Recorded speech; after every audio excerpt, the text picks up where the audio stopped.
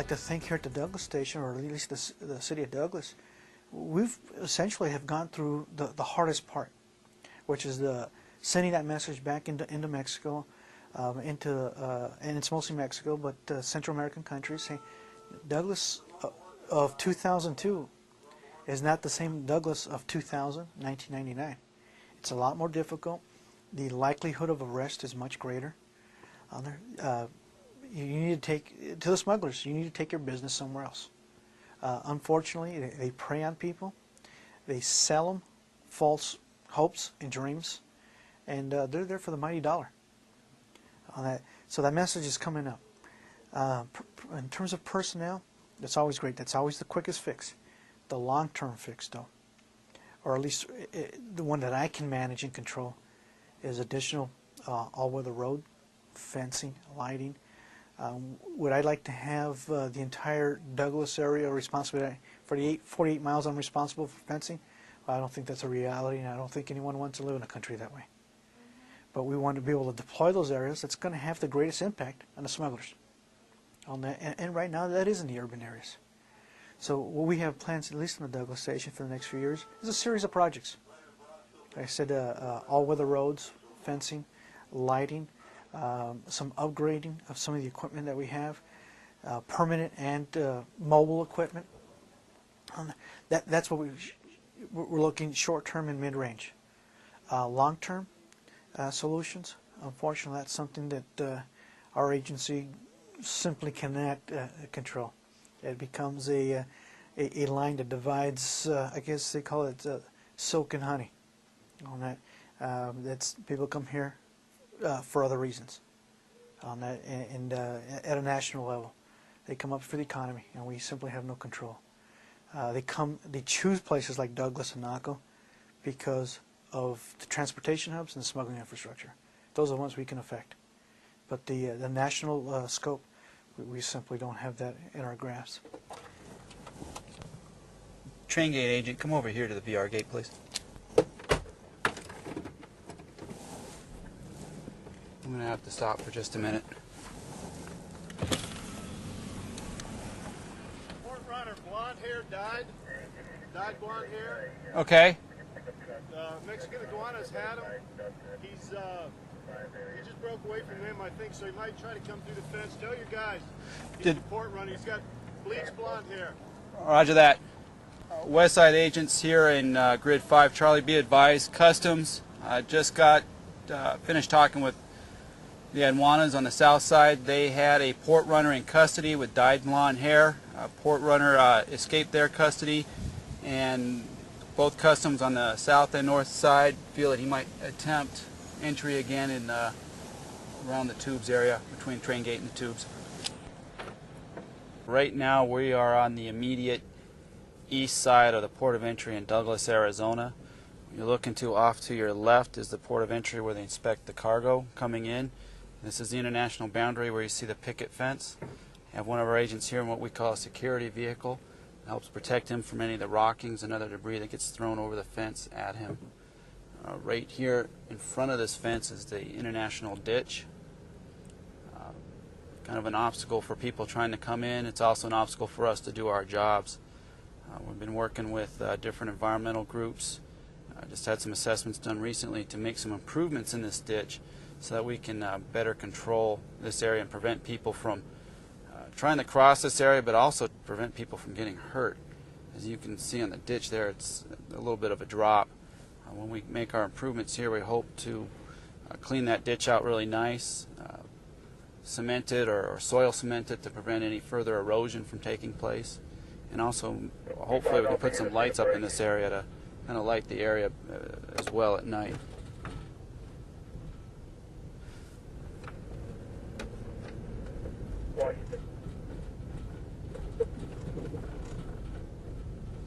We're coming up ahead of us is a warehouse here. This is the infamous tunnel that everybody has heard about, where back in the early 90s, probably even sooner, or excuse me, earlier than that, a lot of cocaine was smuggled through a tunnel that went underneath this ditch. They'd bring the contraband to a house just across the street over here. the tunnel itself would be filled with water. They drained the tunnel out. In the house was a pool table that was on a hydraulic lift system. They'd lift that table, bring the cocaine into the tunnel, and put it into different little box cars. They had a rail system, and they'd push their little box cars through the tunnel to the warehouse right here, where they'd offload their box cars and then load it into different trucks and then drive from there. The tunnel has since been sealed off, filled with cement. As I understand it, the international boundary fence was originally built in 1934. The fence you were looking at just a few minutes ago, what we call the aesthetic picket fence here in downtown Douglas, was actually built only about 3 years ago. It was built by agents. We made it the picket fence like this. One, it was nicer to look at than looking at some of the landing mat fences that you'll see later on. Didn't want to bring something like that into the downtown area because it wouldn't look good. Needed a fence here in the first place to help prevent people from trying to cross into the country illegally.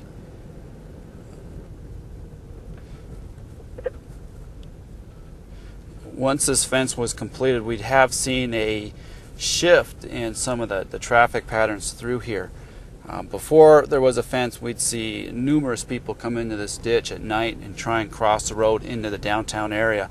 Since the fence has been put up, we've seen fewer groups, smaller groups, trying to cross the border right here where this fence is. We're also hearing from the community that they're not having the problems they used to have years ago with people running across the top of their houses, running through their yards, breaking down fences, cars being broken into and stolen. We're seeing people taking more pride in their homes, or the houses are painted, the fences are painted, fences were being mended, whereas a few years ago they didn't want or didn't feel that, they felt that if they made those improvements that night or the very next day, the fence would be trampled down because of people trying to come in through this area. 30% drop in crime here in the downtown area, and we're seeing the police deploying out in a different fashion. And if we were to change the way we work and deploy and utilize our resources, we would probably have to get in touch with the different law enforcements that work in this area and let them know so that they can change their strategy, their deployment as well. Now when you're looking at the picket fence here, this picket fence does not represent the physical boundary. The actual boundary is just a little bit more on the other end, or a little more beyond this fence right here. To the right, that fence is pretty close, or right on the border, but here to the left, you see how it angles? Right there is the port of entry for Mexico, southbound traffic going into Mexico. Right now, we're on the immediate west side of the port of entry. Again, you have the aesthetic or the picket fence built by our agents. And right here, just about 50 feet away, is the landing mat fence we saw on the east side. Again, a majority of that fence was built by either reserve component or active duty component engineering units. It's recycled landing mat that wasn't being put to use anymore. So the materials were really, I'd like to tell you it's at no cost to the taxpayer, but at some point in the past, it was obviously a cost to the taxpayer when it was being used by the military.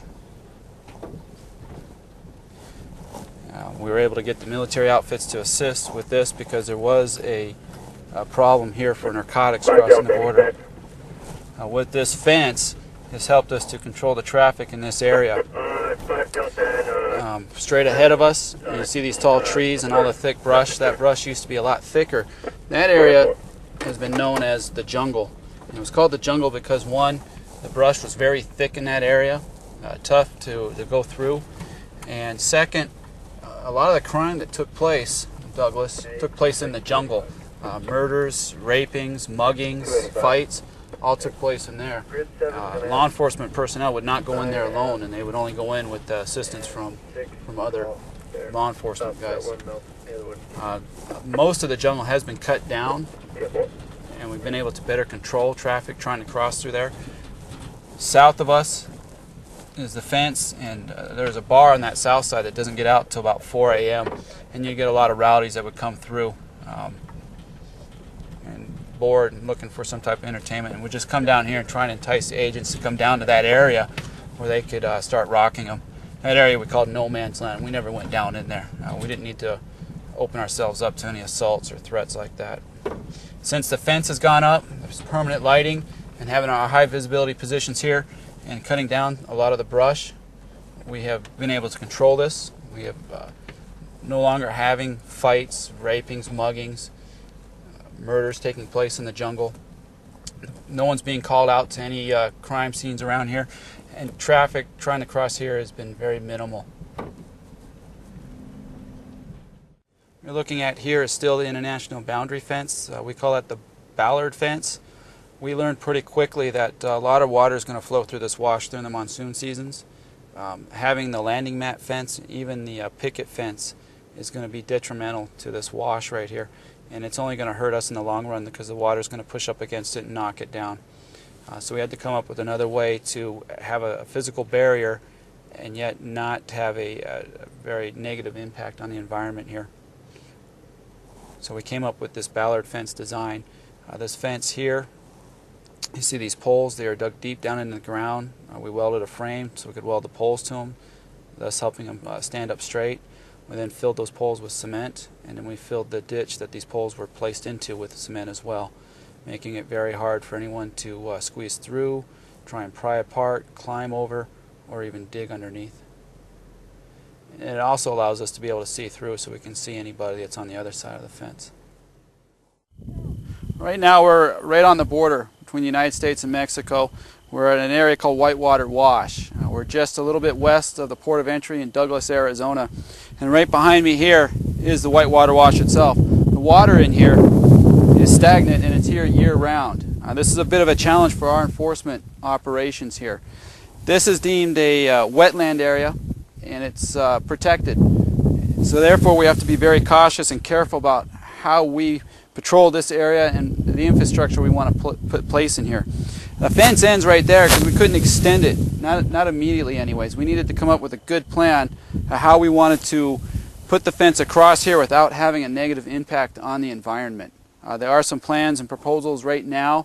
I certainly couldn't speak about them because I don't know the details and specifics, and I know there's different options they're looking at. What we'd like to be able to do is be able to cross this wash at any time of the year while we're patrolling the border, and we want a fence across here at the same time so that people don't try and cross. A few years ago, the brush on both sides of the border was much thicker than what you're seeing, and this was another challenge for us, and a challenge for those people trying to cross our border, not because having to go through the brush, but bandits were attracted to the area because they could conceal themselves and jump the groups as they came through. And they would typically jump them just south of the border right here.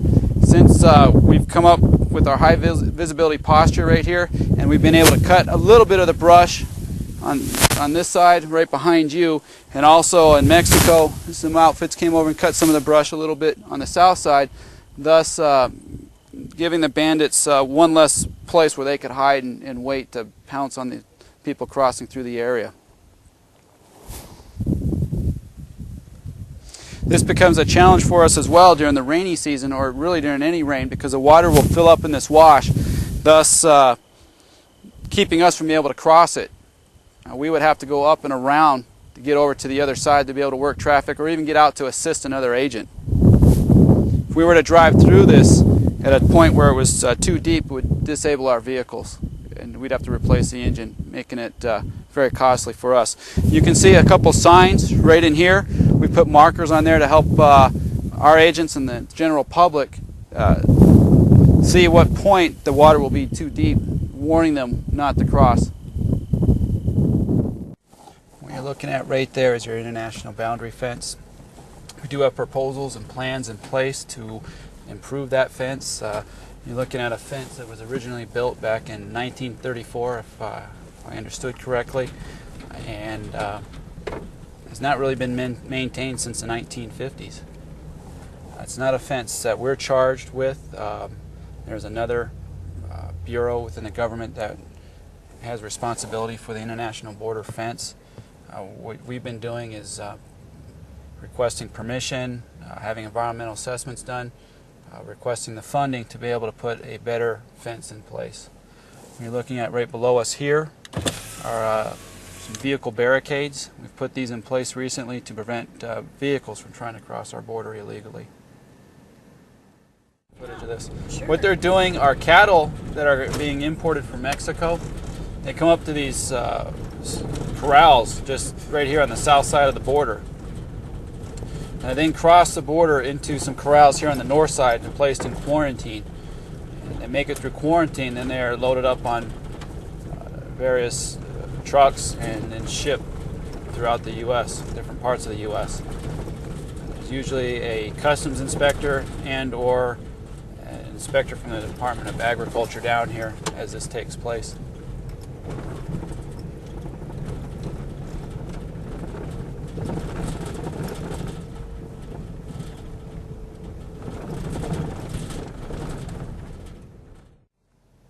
With the cattle coming across here, we haven't had any incidents directly trying to, linking narcotics trafficking to the cattle.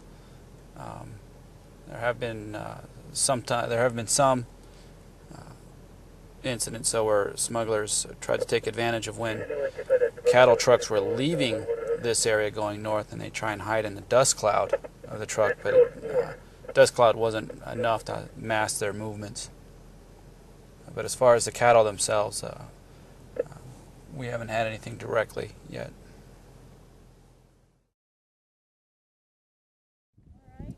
What you're looking at here is a good portion of our west side of operations for the Douglas Border Patrol Station. You started looking from one of the more remote areas and worked your way in toward Douglas and Agua Prieta. As you can see, kind of a good idea of what we have to work in. The environment, the terrain, the vegetation. Directly below us you can see a lot of thickets. A lot of those thickets have mesquite brush with thorns in it.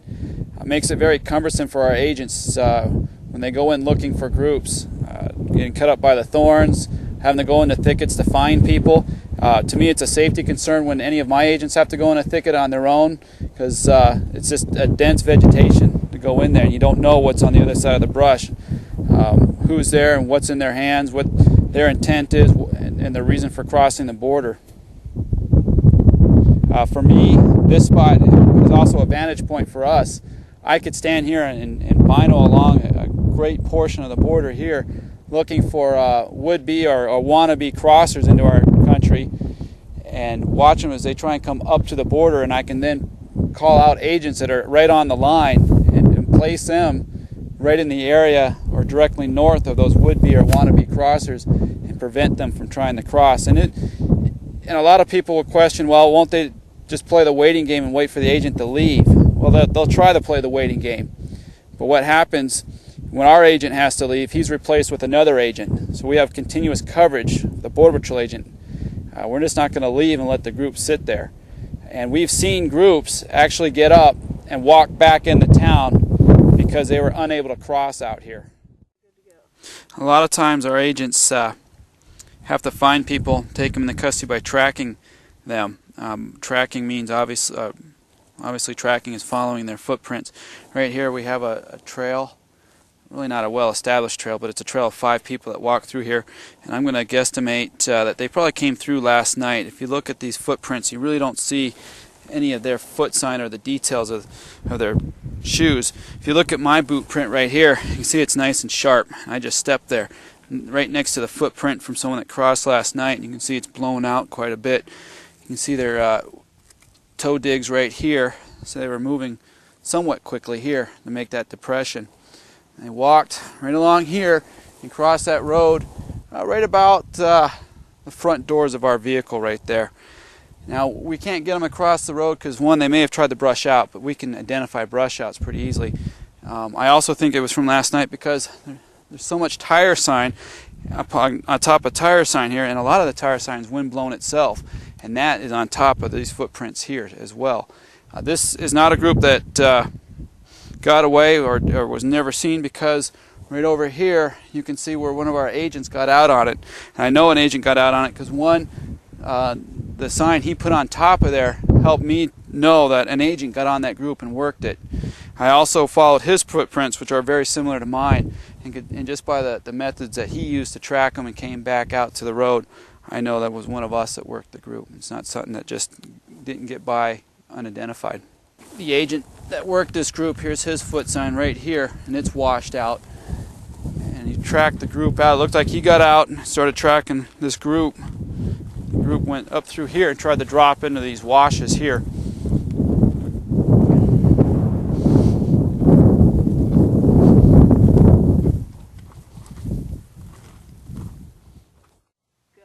You're looking at right now is the same foot sign that we were looking at up there that came across the road and underneath our vehicle.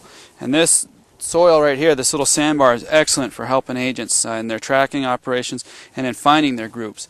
A lot of times groups across terrain that's very hard, and we call it a hard pan, where the soil and the ground is really hard, or through rock fields like the one we just came across coming down into here. And then you look for a nice linear feature with a sandbar in it like this, and you can pick up your sign again. And in here, we're kind of shielded by a lot of the brush right here, and this sign is very well washed out, telling me that this is an older group and it had to have crossed last night.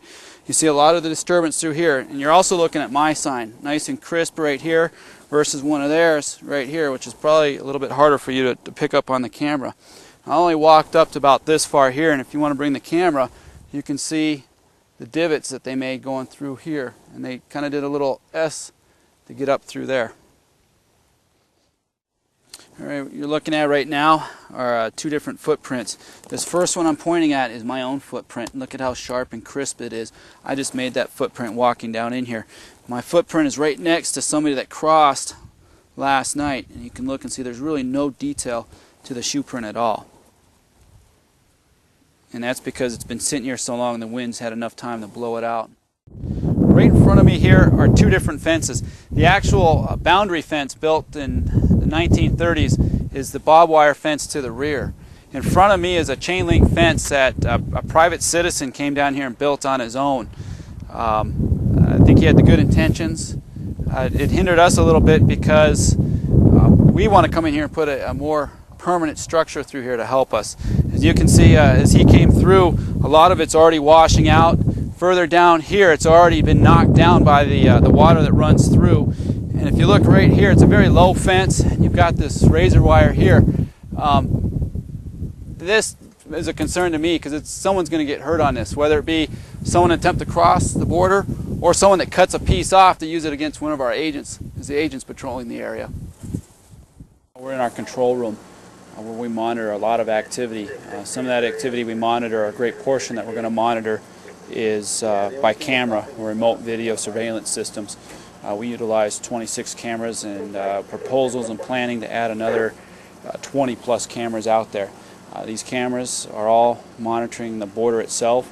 These agents in here monitor the cameras from a remote area, obviously, and they're able to identify wannabe or would-be crossers coming up to the border, along the border here, whether it be in town or somewhere outside of town. And they then will call our agents and put the agents in. They'll attempt to put the agents straight north of those wannabe crossers to prevent them from crossing.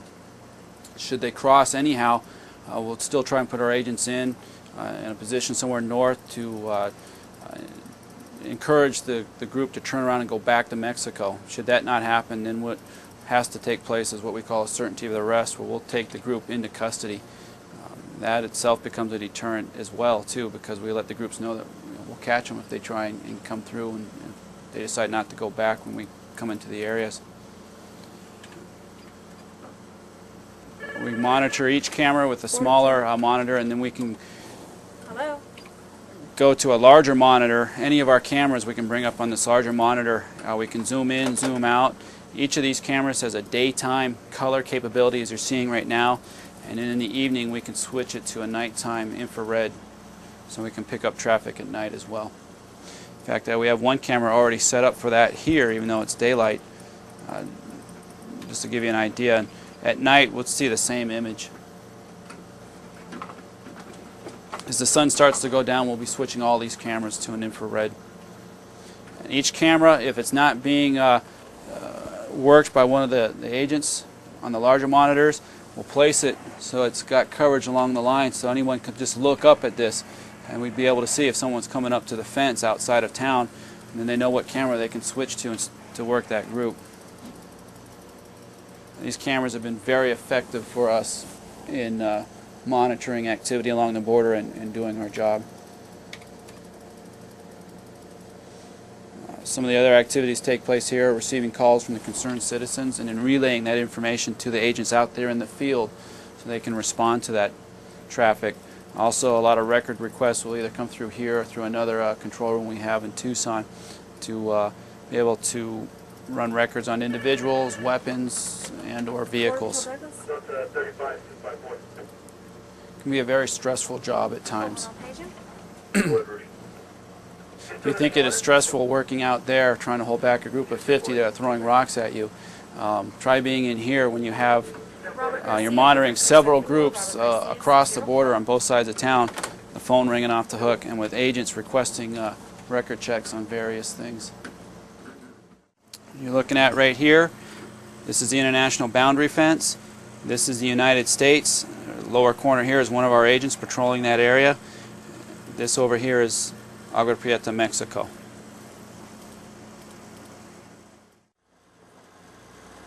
What you're looking at on this camera screen over here is the agent's already looked down on the line. Haven't identified any groups right there on the border. He's looked south.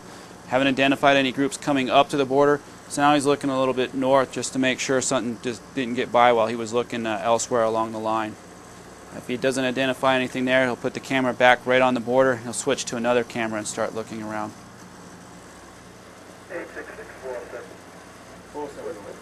Cameras have been very instrumental in helping us prevent groups from crossing, turning groups back so they go back into Mexico, and then apprehending those groups that refuse to turn around and go back into Mexico. They've also been very instrumental in us apprehending narcotics loads.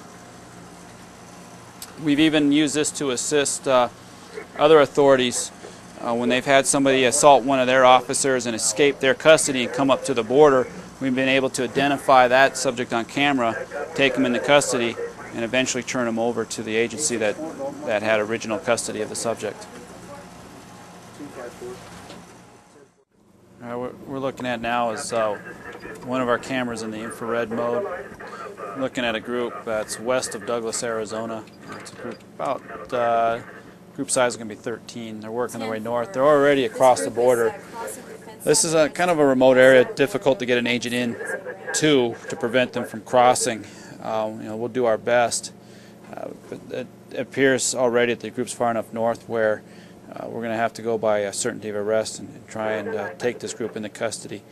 We're watching over the camera here and relaying this information to agents out in the field that are getting in position on a road just north where these folks are heading right now, and we're hoping to intercept them there. Right now we're scanning. We left the group and we're scanning around for the agents so we can make sure we put them into the right positions. It's very difficult to do. The group's going to be walking away from this camera with the angle, the vegetation.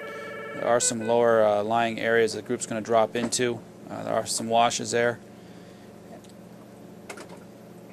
It'll be nice when we can get some additional camera poles set up and we can get other cameras and different angles on these groups. The most difficult part of working a camera is your depth perception. Being able to put an agent in on a group. The best way to overcome depth perception by camera is use and experience on the camera. The more you work it, the better you'll get. Right now you can only see the very top of these folks because of the vegetation. They're also walking away from the camera. Yeah, my IT band. Iliotibial band in the knee. It wasn't on the ATVs. Just by the motions of the people, the way they're walking, I went to the we can tell that they're not really packing anything. They're not carrying anything. Well, I made it This is probably just what we call just a 1045 group, a regular group of aliens. 2-4, I got your vehicle Now you're site here. Go ahead and stop. And then it starts to, it gets pretty easy after that. coming into the screen is one of our agents now. It's his vehicle. It's going to be just behind your vehicle, probably Oh, about yeah. 40, 50 yards. Oh yeah. They did It not wasn't see you. They're still terribly moving. bad, but they Go ahead and did a pretty stop. good job. I These was guys are going to surprised. try I to didn't run think over it'd be cross-border roads as and get away. intense as it was. But so yeah, so I'm in here now for a while. 10-4. Yeah. Well, you know. West Side agents be advised, 866 is again 1012. They cross the border right yet, actually. I don't To know. be It's honest just, with you. right now they are. Crossing the Delta road 2-4, now. be advised. They're crossing border road right now, south of the windmill. Well, the best thing we can do now is have the agent put them in right there. He can get on the foot sign and start tracking them up. They behind that brush line there? Yeah, they're gonna come out, they're just walking. All right. I guess you I just want to grab it. Got it. If you have a chance, Where's he at?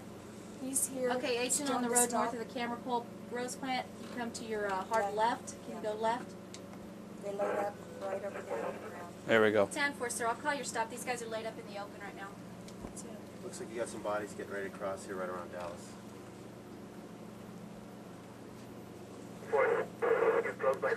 Okay, come to your right just a little bit, agent at Rose Plant. Come to your right, go to your north. You get his group? All right. How's your group at Dallas? What back? Did he get his group? Not this one, not yet. Okay. Some of the criminal warrants that we've seen come through here, we've had people wanted for murder. We've had people wanted for serial raping. We've had people wanted for drug dealing, aggravated assault, and we've even gotten things as small as failure to appear on a speeding ticket or running a stop sign. Once we confirm that there is an active warrant and it's for that individual, contact is made with the agency that has the warrant out for them, and we'll ask them if they want to extradite the individual. If so, then proper procedures are done that have the individual transferred to the custody of that agency. Our whole deployment is based on high visibility, so having the lights on helps show them that there are agents physically in the area that are going to take them into custody should they decide to come across, or they're going to we'll make attempts to push them back. You're looking at here on the left side, these are all the mobile generator light sets you saw earlier today. And just look around, can you imagine if we didn't have these lights here, how dark this would be? And we didn't have those here a few years ago, and when they weren't here, we didn't have a fence here either. You really had to rely on just your night vision, purple vision, and the cameras.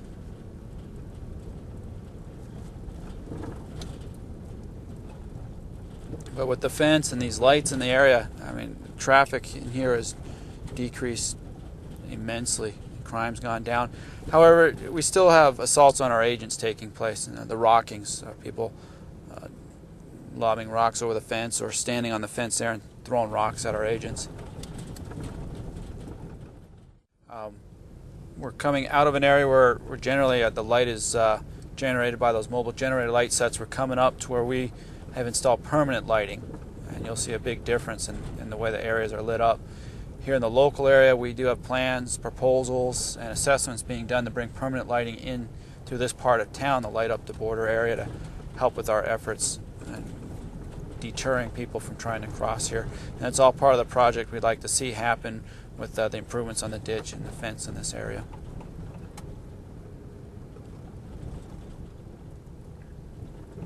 And not only will it deter any traffic from crossing, but I think it'll also bring down assaults on the agents that work in this area.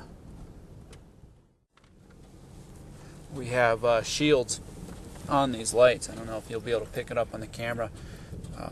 Right underneath the light is some plexiglass, clear plexiglass we put there to prevent the people from breaking the lights with rocks. And then on these mobile generator lights, we have some wire screens for the same purpose, prevent rock throwers from breaking the lights. And these are areas here that were very popular for people to cross back when there was hardly a fence and there was no lights. So you can see we had to start somewhere with our plan. Of course, town was that start point because we could affect the quality of life for more people by coming into town, starting and gaining our control here, keeping our control or maintaining that control, and then slowly expanding out as resources would allow. From this vantage here, looking straight ahead, you see the bright white lights. That's the port of entry. They're Douglas and Agua Prieta. And then coming to the right, you'll see the yellowish lights. These are lights that we've put in. They're permanent lights with money we were able to requisition to bring in here. With the addition of those lights, we've been able to significantly decrease the flow of migration coming across the fence or across this area illegally. It's also helped aid the decrease of the crime rate here in town. And one thing we'd like to do to further our efforts here is change those lights there and make them bright white lights similar to what you see at the port of entry, thus lightening up this area here even more. Another thing we'd like to do is maybe bring a secondary fence in if we can get the permission and the resources to do it. And that'll help us spread our manpower out to work even more areas. Because with those resources in place, we'll give our agents more time to be able to control this area should someone decide they want to try and cross.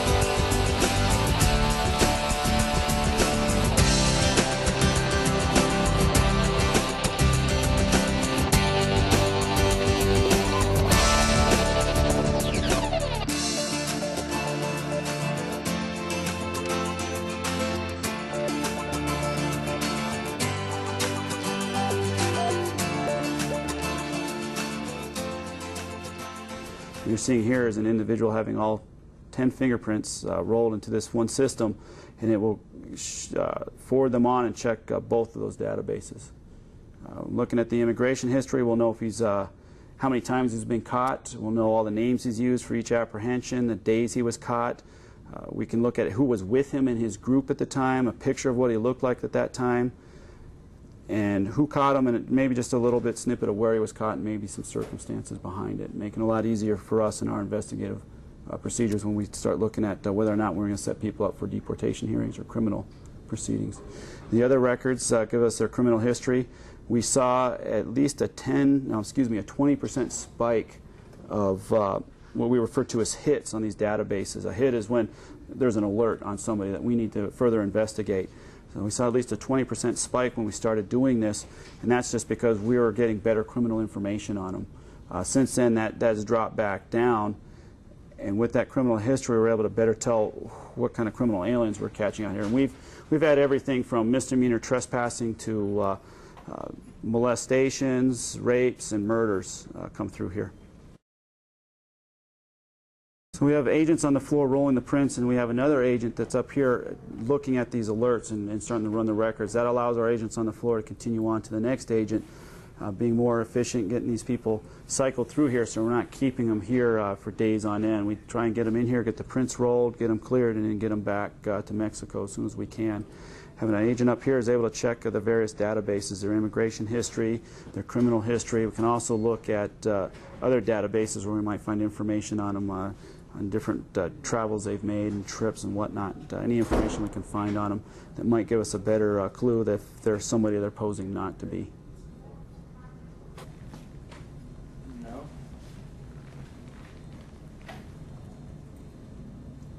Right.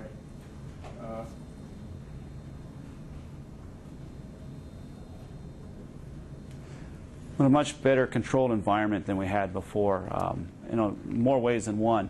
With better officer safety, better control, command and control of the floor, more space, more rooms to segregate people. We also have a better climate control. Back in that other trailer, we may have to put fans in there to try and keep it cool at times. And having these new databases checking everything for us, it makes our work a lot more efficient and getting more detailed information on individuals. So we're not letting, we're doing our best not to let someone go that should not be let go. And we didn't go much into the Secure Border Initiative. That's something going on with Project 28 out west of here near Sassabee. It's something I wouldn't be able to speak too much in detail because the Secure Border Initiative might vary in different parts of the border based on the terrain and the type of area that you're working. They'll come here after they're done with the Project 28 area, which is Sassabee, and they'll come here and they're already looking into here about what applications might best help us do our jobs here. And they can range from anything from the ground radar, maybe the UAV flights, sensors, better radios, stuff like that. Even having command consoles in our vehicles that pick up all this video and sensor and ground radar information right there on a laptop in the agent's vehicle. So now he sees it before it's even called out on a radio. And instead of having someone describe something to him, he can actually see it and know exactly what he's looking for and where to go to work it. Right now we're out east of Douglas. 5 years ago we came out here, and I think this might be a good example of having the proper mix of technology, manpower, and tactical infrastructure. And when I say tactical infrastructure, I'm talking about things like lighting, fencing, vehicle barriers. What you see behind me here are temporary vehicle barriers that we're starting to put in place. These were not here 5 years ago, and it was tough for us to come out here and put this infrastructure and patrol out here due to manpower levels and the level of traffic that we had coming across the border. Now, with the proper manpower and bring into play tactical infrastructure and technology, we're able to come out here. And a one type of fence is not a cure-all for everywhere across the line, as you'll see as we go down the border. If we were to put permanent fencing all the way through here, and it may very well be feasible, but as you get further out into those mountains, you'll see it'll probably get very costly to put up fencing. It also is going to be costly to repair, as we anticipate people will try and compromise that fencing. And then having to come out here on a regular basis patrolling and looking for those vulnerabilities they're trying to in place in that fence. What you see are the temporary vehicle barriers. We have an environmental assessment which has to be done anytime we do this work on the border to ensure we're not going to have a negative impact on the environment or the wildlife out here. Temporary vehicle barriers allow us to put up here and deter any vehicles from coming across, prevent them from coming across. These environmental assessments are done, even though these are temporary, it has to be done because it still has an impact out here. As you can see, they're going in place. We have approval to go out for a large section of the line here, and we eventually would like to make these permanent vehicle barriers so that they cannot be removed. Again, environmental assessment has to be done. That's in the works right now. Once that's done, we're hoping it'll allow us to do these permanent vehicle barriers all across the border, at least from here to the state line. Another thing to take into consideration is technology. Technology can probably cover and surveil a good portion of this out here where it'd be very costly to put up and maintain a fence. If there's an area out here that an environmental assessment deems that fencing cannot go up because of the impact it would have, technology can certainly cover that area. And then having the right number of agents to come out here and work this area, you can have 100% surveillance of the border, but it doesn't mean you'll have 100% control. Therefore, we look for that proper mix of the technology, the proper levels of manpower, and tactical infrastructure in place to get that control. And as you look along here, you'll see it's just kind of sloping down or following the terrain and not just a straight line. Back here, the barbed wire fence, that's the marker for the international boundary. Of course, it's going to be nice and straight. We didn't want to come and just pull that up and then throw the barriers right there. Plus, putting these in place is a bit difficult to keep them in a nice straight line. They are temporary and put in place to prevent the vehicles from coming across. A permanent solution would be more uniform and follow along the line.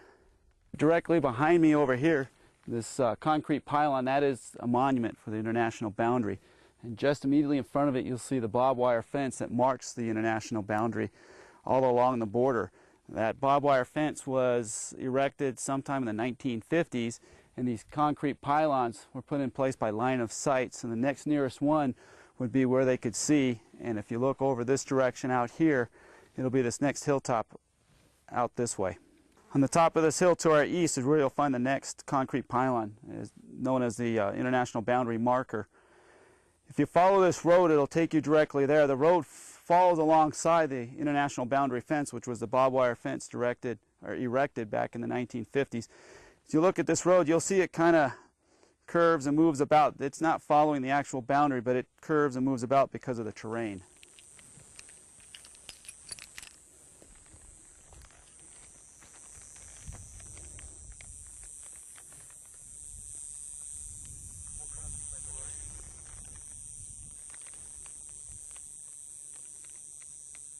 We're looking back west toward Douglas and Agua Prieta, Douglas being on the north and Agua Prieta to the south, or south being your left, north being your right, where Douglas is. We're looking along the border. You can see the border road, and you can see the primary fencing that's been erected just over the past few years. In addition to this fencing, if you look along the road, you'll see concrete pads. Those are low water crossings. Those were put in place along with ballard fencing that are straight south of them to help control the flow of water and erosion, so that one, we're not creating environmental havoc, and we're not having the fence being eroded and falling apart on us. Prior to this fence being put up, we did see a lot of entries, both vehicular and pedestrian, coming across the border. I believe it was back in 1999. It was reported by one of our agents working a scope on the mountaintops up in this way.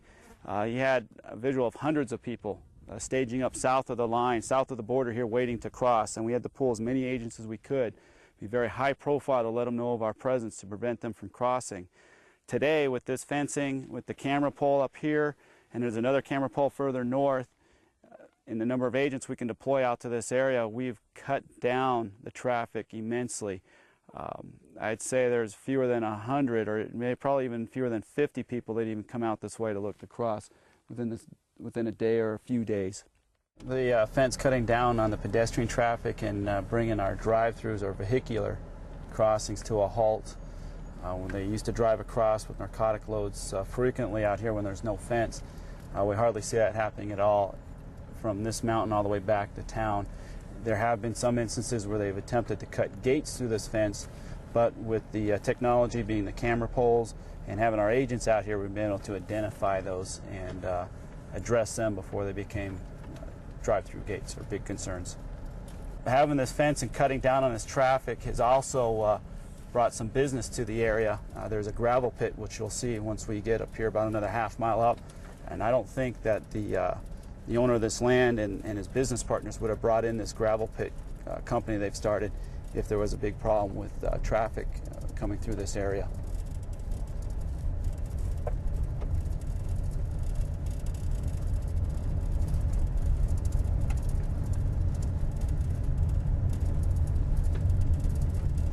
And the fence here has certainly pushed the vehicular traffic further out and away from the area in which we're addressing now.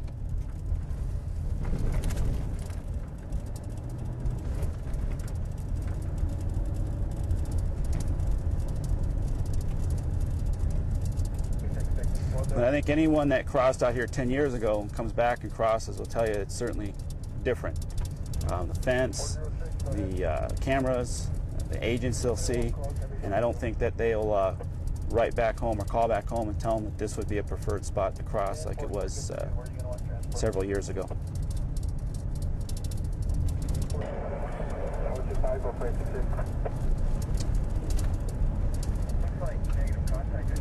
Here's a close-up view of the low water crossing and the ballard fence we spoke about earlier, where it allows the passage of water across the international border without creating too much erosion.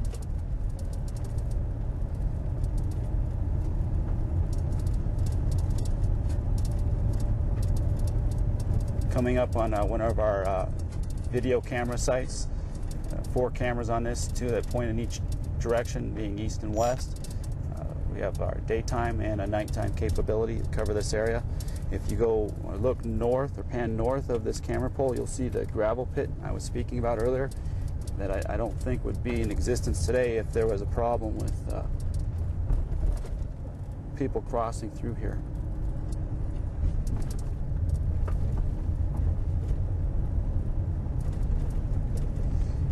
As we get closer to town, just on the outskirts or just on the immediate outside of town, they've even put in a park just north of the airport.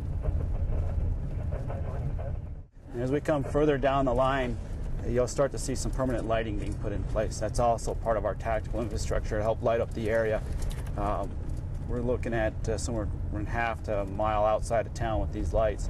Helps in a lot of ways. It helps deter traffic from coming through. It also helps our agents when responding to that traffic out here, because obviously it lights up the area and they can see any people coming over the fence or running back to the fence or coming up from that fence. A lot of the fence has been built by the military units that come through here. There's various units that come out here for training.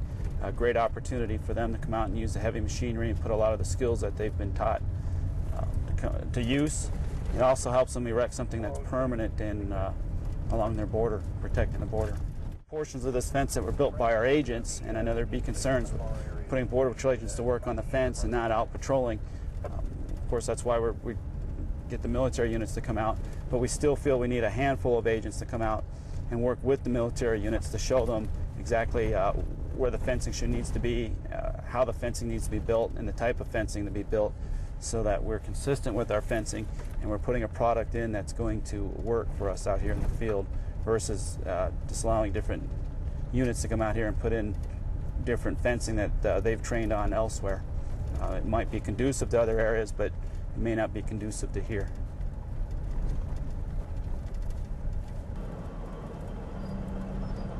And what you have going on right here are part of those permanent lights being put in place. These are the bases for the poles, and the military unit, or at least one team of them, out here erecting the pole. And we utilize as much of the Department of Defense resources that we can get that come down here along the line. It helps free up our agents to do other jobs within the Border Patrol. It also puts in this infrastructure that we so greatly need to help with performing our duties.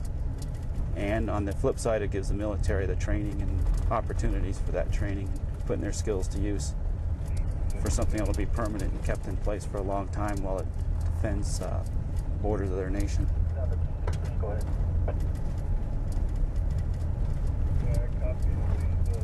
I think last time you were out here, and I don't know if you have footage of this, but this used to be a very troublesome spot to cross. It was a wash that came right across the border, and at times we could not cross here, and we would have to drive up north and come back down here, which would greatly increase our response times to traffic crossing through here. By putting in this low water crossing and the ballard fencing you see, it allows for to control this erosion and allows us access year-round through here.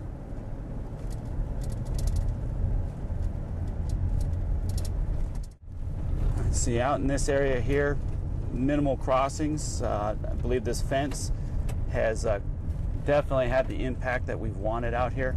When these lights go up, it's just going to take that even further and allow us to spread our manpower further out. And we come into an area, we gain that control, we maintain that control, and then we expand. We don't want to come into an area and throw a lot of manpower, resources, and money, get control of it, and then turn around and pull everything out and go somewhere else where there's a hot spot. Because what we've seen years ago is if that's the practice, the smugglers and their groups and their contraband come right back to that area once they realize you've pulled out. So we come in here and we're going to maintain our control before we expand on out. Having this fence and the lights allows us to patrol this area with fewer agents, thus spreading our agents out to farther areas to cover more. And you can see here the poles being permanent poles going into place.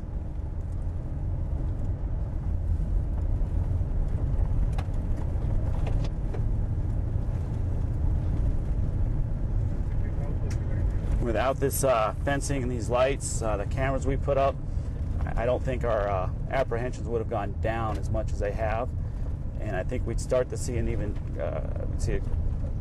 great increase in traffic crossing out here as other areas are brought under control. With this in place, I think it's going to prevent people from wanting to come here to do their crossings. And as we put this mixture of manpower, technology, and tactical infrastructure in place across the line, I think we're going to have a huge impact on the number of illegal crossings that we see. 866-192. Go ahead. Okay, go ahead. Lots more golf. I'm heading. I better watch around that. Turn closer.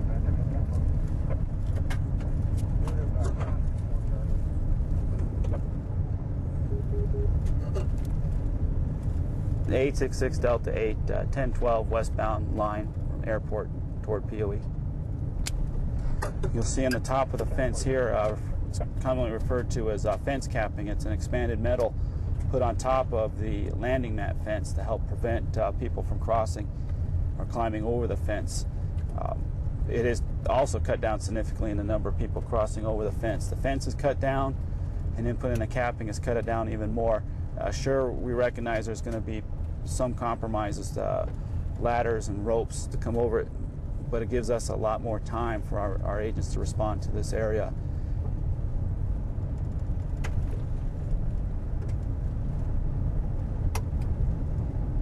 And the number of crossings here before the fence were really unfounded. The city is just a couple blocks north of the line, and these people just run across and go mix right into the urban settings over here and getting in the houses and alleyways, sheds, vehicles, and driving off. This fence certainly slows them down and prevents them.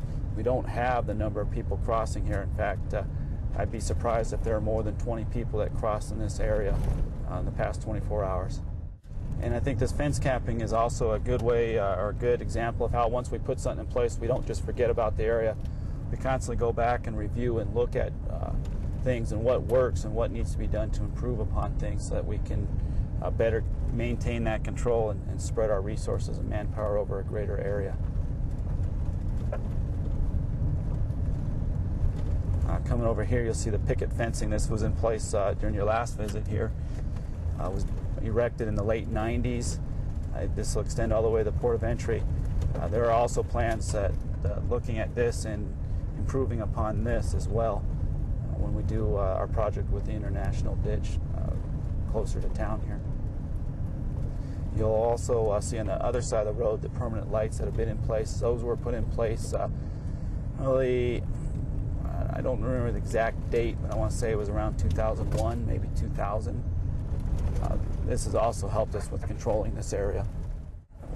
People can't come to Agua Prieta and get a guarantee that they'll get across the border anymore. Some of the information and reports that we're receiving is that the guides won't give a guarantee.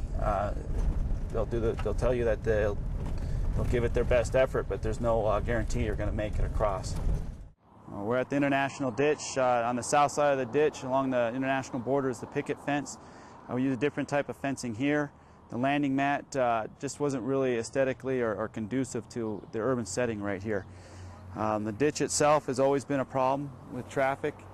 Prior to having this picket fence, we would get large groups. In fact, I remember one night a group of as many as 50 people were in this ditch just a block down right over here. That's the level of comfort the smugglers had bringing in that many people through here. We also saw lots of narcotics. When you see a 40-pound bundle of marijuana, that guy certainly has a lot of comfort and confidence in coming right through here. We don't see those large groups of people anymore. You might see as many as 8 or 9 in one group, and even that is still a large group that cannot go through here undetected. So we have greatly increased our levels of control with this ditch, and we're not done with it. There are a lot of plans to greatly improve upon this ditch, make this something a lot better for the city and for along the border itself. Some of the other improvements we've done besides the fencing is the generator light sets to help increase the amount of light in this area, which also brings a level of comfort to the residents out here because instead of living in a dark neighborhood, now there's something lit up. We do work with the prison and the city at times to come in and mitigate the vegetation in the ditch, and we've been working with the Department of Defense and other private contractors on solutions for this ditch so that, one, we can shut down any traffic coming through here while also controlling the flow of water, mitigating any erosion, preventing any flooding from happening to the city.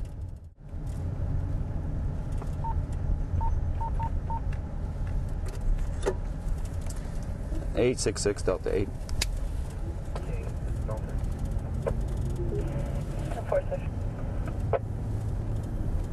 866 Delta 8.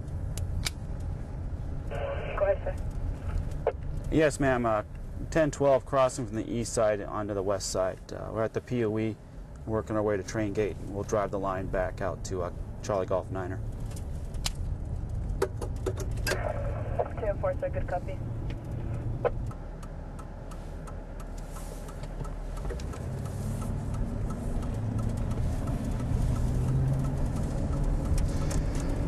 Last time you were here, I don't think we had this much development.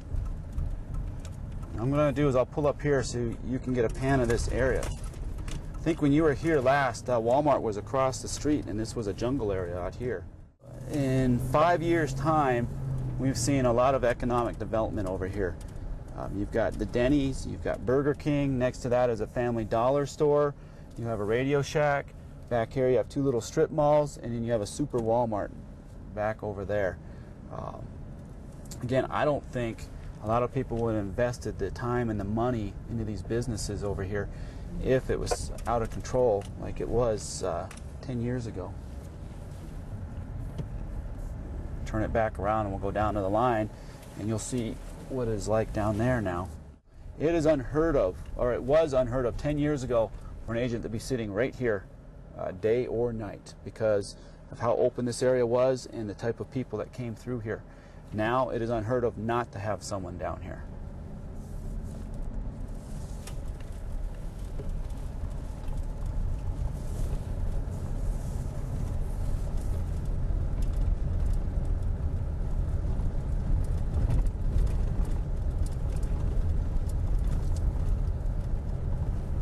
You'll see we have picket fencing reinforced with landing mat, and then we have landing mat fencing capped off with the expanded metal.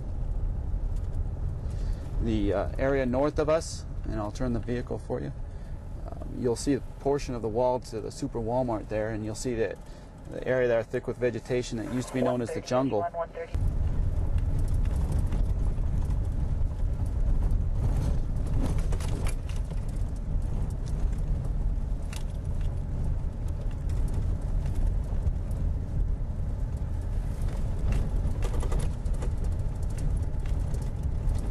And I'm not certain if the lights were here in your last visit. I know the fencing was, but the fence caps were not. That's something that got put up just a little over a year ago.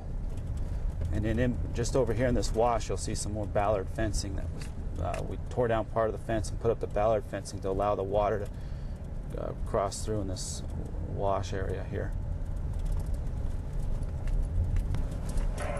180-1, 180-1, 2 hits. From your last visit, not much more to add except that we have the fence capping and we've reinforced the picket fencing with landing mat over here to greatly reduce the number of crossings and gain better control. As we get further west, we'll start to see more improvements that I can speak on. You were here last, this did not exist. We did not have the fencing, we did not have this culvert in place.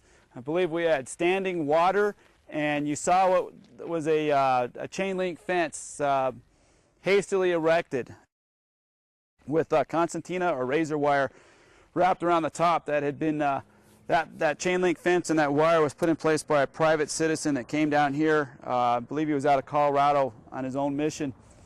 I think he had a lot of problems getting that fence erected due to the soil, the water, and probably some of the authorities on the south side coming up wondering if he was putting it where in accordance to the International Boundary Agreement. As you can see, none of that exists now. We have the ballard fencing going all the way through here. We've got a culvert that allows us to drive over this wash. And you can see there's some more construction going on here. Eventually this will be paved just through here to control the erosion and the runoff of the water. Before we had all this, we could not cross through this during the monsoon seasons, which start late June, early July, and go through about Labor Day. That prevented us from being able to work traffic down in here and having to drive all the way around and coming back down, greatly increasing our response time, regardless of what direction you were traveling to work traffic. We also used to get a great number of reports of bandit activity right in this area and just north of this area, just south of this area. We don't get those bandit reports anymore. The fence in here, this culvert, the permanent lighting you see here, which will eventually be expanded further out, is cut down. It's mitigated a lot of the pedestrian traffic here, and it doesn't leave much for the bandits to prey upon in this area, and I believe the bandits have just disappeared. I won't say they just disappeared. They're somewhere else. They're not operating here anymore, which is a good thing for everybody.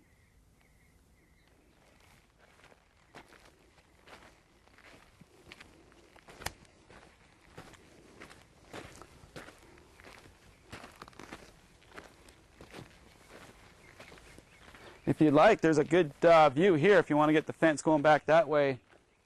Something going along this way. Now, it was necessary for us to have agents down in here prior to this, and the agents would have to be positioned here on this side of the wash and another one assigned to a position on the other side of the wash. And that was necessary for two reasons. One, the traffic coming through the area, they needed to be close to each other to back each other up, and two, during the monsoons, you could not cross this wash. So if this agent was here and something crossed on the other side of the wash, he would have to drive all the way up there around that slide and come back down. And by the time you get back down, that group could be gone and out that way or out that way. With agents on both sides back then, we could mitigate any traffic. We don't have to mandate positions on each side of this wash anymore. We could free up the agents and spread them out to our plan, gain control, maintain control, and then expand. So we gained control. We've been maintaining that control. We've put in a tactical infrastructure here. We've got lights, and we're bringing in some technology, and we can spread our manpower to cover greater areas at a reduced cost to the taxpayer.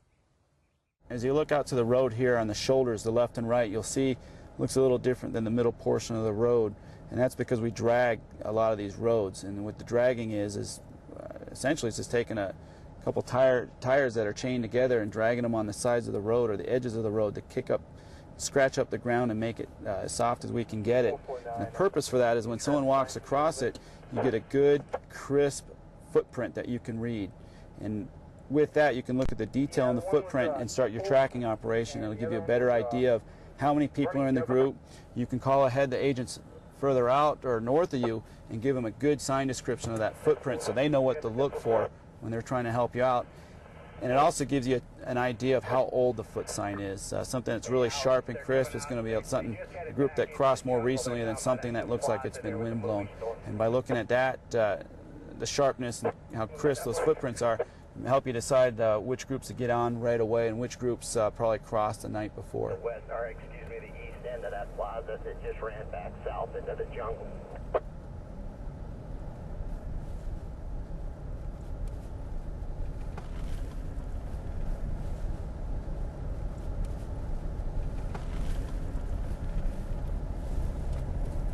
In this area, it looks like it's been freshly drug. In fact, I don't know if you caught it on the camera while we were there at Whitewater. When I was talking about the culverts and the fencing there, you can see the agent driving out and turning around, pulling one of those tire drags. And when you pull these drags, you want to go slow because the object is any dust you kick up, you want to settle right back down in that immediate area to help with the softening of the ground.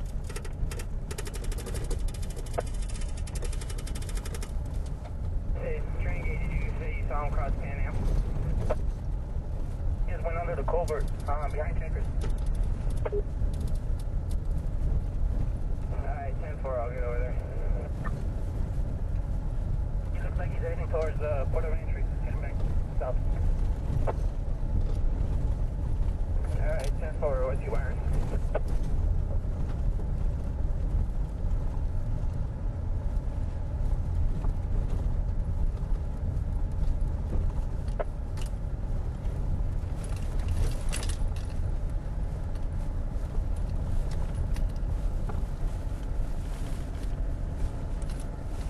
You can see the area there where they're going to be paving the road for us.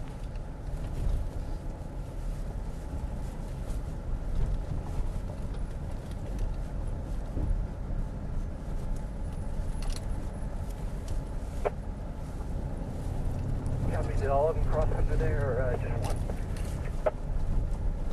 Had one. 181-1. You won't be able to see it. You can see the vehicles. These are the construction workers. There's a big construction site just south of us over here. And I think the level of control we brought to this area, pushing smugglers and their groups away from this area, probably had a great influence on this construction that's going to be taking place, or it is taking place, just south of us. And I'm not sure if this fence was in place last time you were here or not. This used to also be a great crossing point, both vehicular and pedestrian, which we definitely have not seen any vehicle traffic across or through this fence right here. And we've also cut down the pedestrian traffic as well. Couple here.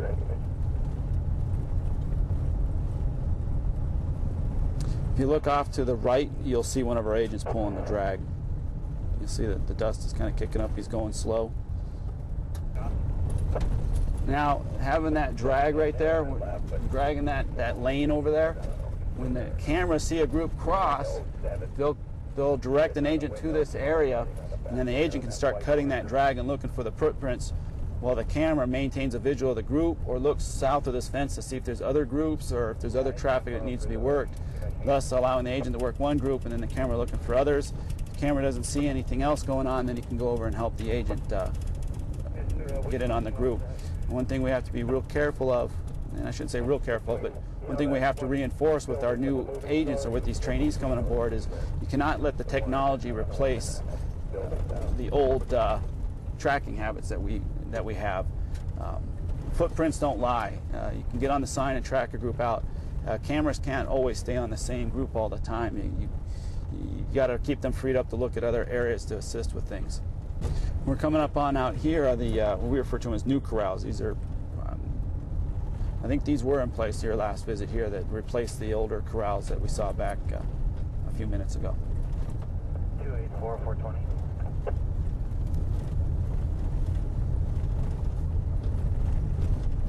We're driving on what's called an all-weather road, which we did not have a few years ago.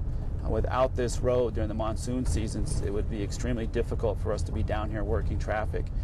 Back in the mid to latter part of the 90s, again, it was unheard of to see an agent down here because the road wasn't maintained and everybody worked traffic off the highway.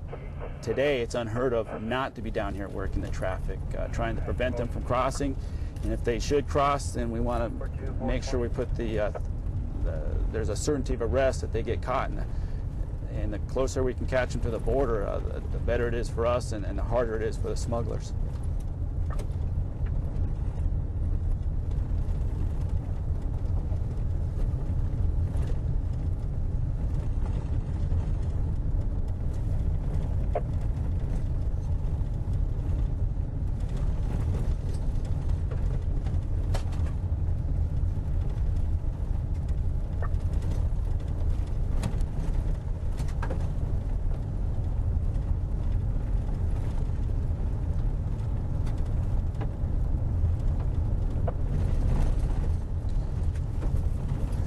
This area we're traveling through right now used to be notorious for narcotic smugglers.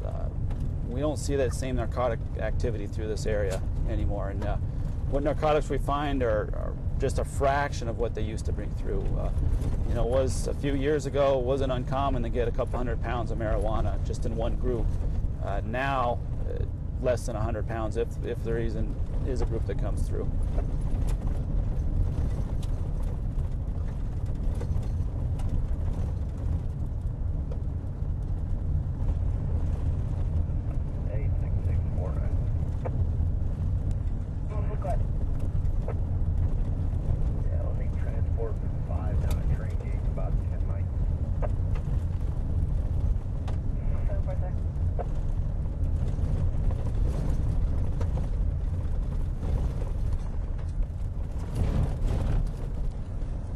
Drive-throughs, the vehicular activity coming across the border used to be very frequent over in this area before we put any of this road in and the fencing in. It was common for them to drive through with narcotic loads through here. Now it's very uncommon. I think in the past year I only know of one reported instance of a vehicle coming across, and it wasn't very successful, and I think it actually went back south through here. I'm not certain if it came north in this area. It certainly went back south in an area it could find to get back through. Having the road here, the fence where you saw it, the generator lights and the lighting where it was, and then looking at this large berm certainly mitigates that traffic and allows us to have agents down here working. And I think that also is a credit to why we don't see the vehicular traffic, because the agents are down here and can get right in front of them or get right in their face as they try and come across the line if we have enough notice. There are plans to improve upon what you're seeing here. Our environmental assessments of this is something that takes a lot of planning and research to do. You just can't come and throw a fence up in this area, because you can see the wash right next to me. That's certainly going to have an impact on the fence, and the fence is going to have an impact on it. So you definitely have to do a study to see what you can do to best surveil, deter traffic, and mitigate any traffic through this area. And we certainly have our agents down here working. We do have scope and camera coverage of the area. We certainly would love to have some piece of infrastructure in here that would certainly be a physical deterrent to crossings in here.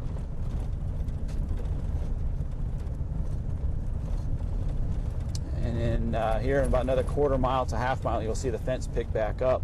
And some people might ask, well, why do you have this large gap from this point to this point in fencing? And again, it's because it's very environmentally sensitive here, and it's not something you can just slap a fence up to. It takes a lot of planning and research. We're going to pick up the fence over here. Environmental assessment showed that, or proven, that we're not going to have a negative impact on the environment with the fencing over there. And this could be an area that might be proven for a virtual fence in here instead of putting a physical deterrent. That's something yet to be determined.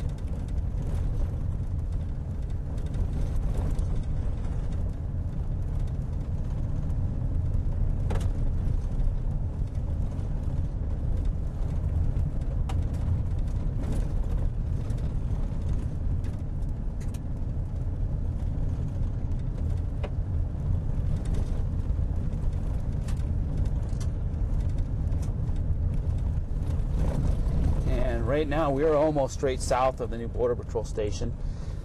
That station's on land that was seized from a smuggler.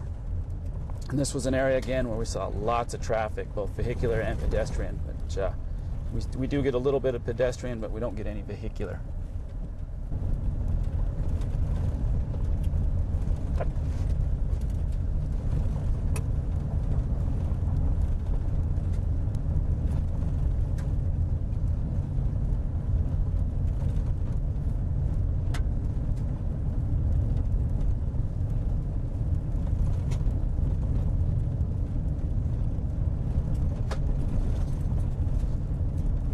This is still an area to be planned.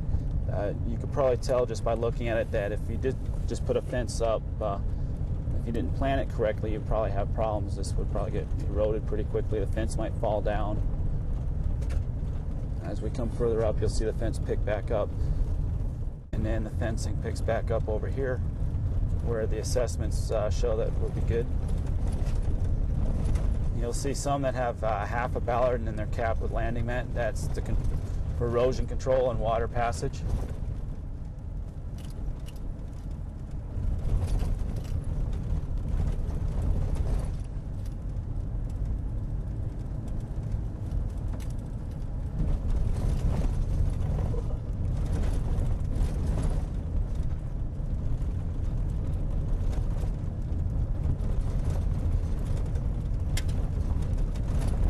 Now you'll see a couple gaps in the fencing here. Those are just areas that need to be planned with the low water crossing or to have some type of control for the water in place.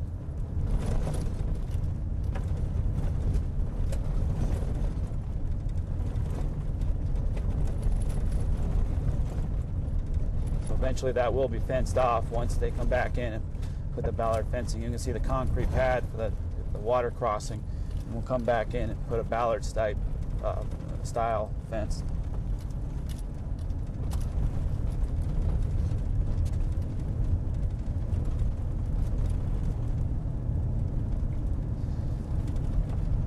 And I think when you review your prior footage with this, you should see a great difference in the landscape too. I mean, not just that there's a fence here and there wasn't before, but if you look at the erosion that was taking place and some of the runoff, the ditches and stuff, you can see that that's all been mitigated now. It makes it a lot easier to drive through this area and maintain coverage down here 24/7.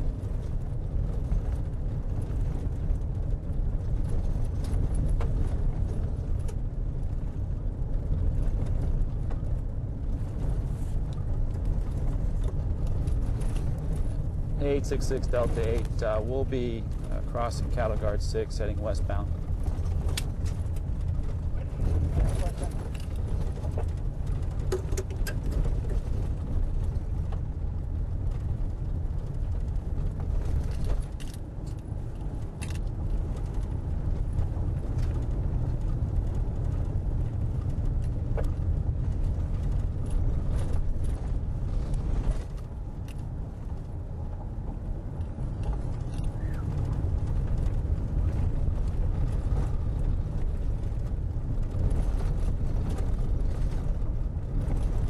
you'll see the construction crew out here working on the area out this way. And you can see here the vehicle, temporary vehicle barriers in place, because at one point you can see the vegetation's pretty sparse, easily to get a vehicle off-roading through here. The other areas, there was still the barbed wire fence, and the vegetation or the landscape is such that it would be very hard to traverse in a vehicle. Over here we determined that, yeah, someone probably could drive up to here, so we keep the vehicle barriers. And in some areas it also helps because it kept the cattle out of the area. If the barbed wire fence was already knocked down, then we put those up to help the ranchers with their cattle from crossing across the border.